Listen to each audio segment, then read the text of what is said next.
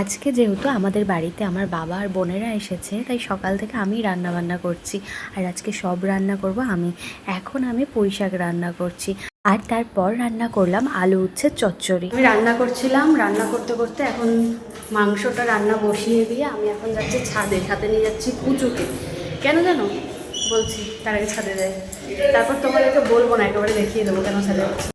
এই যে এরা ছাদে এসেছিল ঘুড়ি ওড়াতে, এরা দুজন ঘুড়ি ওড়াতে দেখতে এসে দেখি ঘুড়ির তো উড়ছেই না, উল্টে জামা কাপড়ে ফেসে গেছে। কিছু বলছিস না কেন, খালি হাসছিস কেন?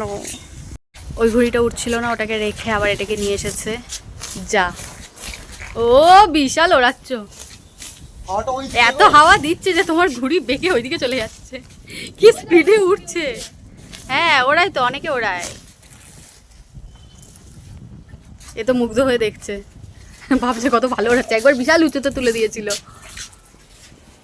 আমি তো এখন ঘুড়ি ওড়ানো দেখতে দেখতে অভ্যস্ত হয়ে গেছি, আলাদা আর কিছুই লাগে না।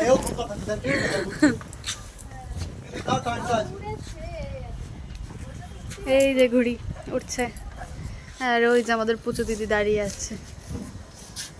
ওই সাথে ছাদের হাওয়া খেতে, ঘুড়ি ওড়ানো দেখতে আসেনি, তাই ওই কোনায় দাঁড়িয়ে রয়েছে। সিমি তো ঘুড়ি ওড়ানো দেখে একদম মুগ্ধ হয়ে গেছে, আর লাটাই থেকে সুতো একা একাই নিয়ে নিচ্ছে। তাই বললাম যে সিমির হাতে ধরে দিতে, ও বলছে আবার ভয় লাগে। আরে লাটাইটা দিয়ে দাও না, সুতো ছাড়বে। সিমি ফটো তুলে দেবো নাকি, তুই ঘুড়ি ওড়াচ্ছিস? ওই দেখ সুতো ছাড়ছে, আর ভয় লাগছে? তখন তো খুব বলছিলিস ভয় লাগছে। কোন ওপরে তুলে দিয়েছে ঘুড়ি, ফোনে আর দেখাই যাচ্ছে না, একটুখানি লাগছে। ওরে বাবা, এই ঘুড়ি দেখ কোথায় তুলে দিয়েছে, ওই দেখ।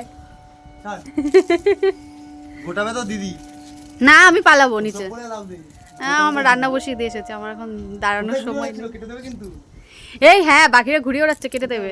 ওই যে সামনে ইমা পাখিটা ওখান দিয়ে যাচ্ছে, পাখিটা যদি লাগে। কোথায় তুলে দিয়েছে ঘুড়ি? ও মনের আনন্দ সুতো ছেড়ে যাচ্ছে, আরে গোটাতে গিয়ে কষ্ট হবে রে বিশাল। ওকেই দিও গোটাতে।